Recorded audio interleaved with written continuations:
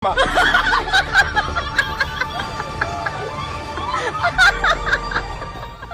এটি কোনো সিনেমার দৃশ্য নয়। একজন 10 বছরের বালিকাকে ধর্ষণের পর তার ঘটনায় জরুরি সংবাদ সম্মেলনে এভাবে হাসি ঠাট্টা করছে পুলিশ। সংবাদ সম্মেলনে তাদের এমন আচরণ দেখে কি মনে হয় এটি কি কোনো কাল্পনিক ঘটনা?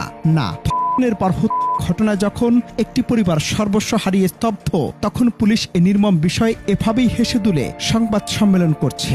শুনতে কোনো কাল্পনিক গল্প মনে হলেও এমন ন্যাক্কারজনক দৃশ্য দেখা গেছে ভারতের তামিলনাড়ু রাজ্যের দ্বিতীয় বৃহত্তম অন্যতম শিল্প সমৃদ্ধ শহর কোয়েম্বাটুরে। চকলেটের লোভ দেখিয়ে তাকে অপহরণ করা হলো এবং পরবর্তীতে নির্মম শেষে হত্যা করে ফেলে দেওয়া হলো পুকুর পাড়ে। সন্তান হারানোর বুক ফাটা আর্তনাদে যখন আকাশ বাতাস ভারী, তখন সেই ঘটনা নিয়ে ডাকা এক জরুরি সংবাদ সম্মেলনে দেখা গেল অবিশ্বাস্য এই দৃশ্য। ভিডিওটিতে দেখা যায় কোয়েম্বাটুরের আইজি আর.ভি.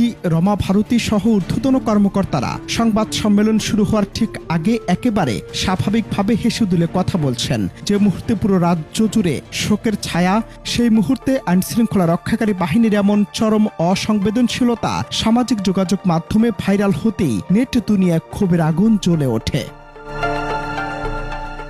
যদিও ঘটনার পর পুলিশ তৎপরতা দেখিয়েছিল, প্রায় 200টি সিসিটিভি ক্যামেরার ফুটেজ স্ক্যান করে ওই 2 অভিযুক্তকে গ্রেফতার করা হয়, কিন্তু পুলিশের এই দায়িত্বশীলতার চেয়েও তাদের ভেতরের অমানবিক রূপটি বড় হয়ে ধরা দিয়েছে সাধারণ মানুষের চোখে। এই ভাইরাল ক্লিপটি প্রকাশ হওয়ার পর তামিলনাড়ু জুড়ে তীব্র ক্ষোভ, প্রতিবাদ ও মোমবাতি প্রজ্বলন কর্মসূচির ঢল নেমেছে। বিষয়টি নিয়ে রাজনৈতিক মহলেও ঝড় উঠেছে, যেখানে বিরোধী দলগুলো আইনশৃঙ্খলা পরিস্থিতি এবং অসংবেদনশীলতার অভিযোগে তীব্র সমালোচনা করছে। এই ঘটনা আমাদের চোখ খুলে দেওয়ার জন্য একটি বড় ধাক্কা। প্রথমত, আমাদের সন্তানদের সুরক্ষায় আরো বেশি সচেতন হতে হবে। অপরিচিত কেউ চকলেট বা অন্য কিছু লোভ দেখালে যেন তারা পা না বাড়ায়, সে শিক্ষা পরিবার থেকে দিতে হবে। দ্বিতীয়ত, এটি প্রশাসনের প্রতি একটি কড়া বার্তা। পোশাকের আড়ালে মানবিকতা ও সংবেদনশীলতা হারিয়ে ফেললে জনগণের আস্থা চিরতরে ভেঙে যায়। অনন্ত হাসান মাসুদ, বাংলা টিভি।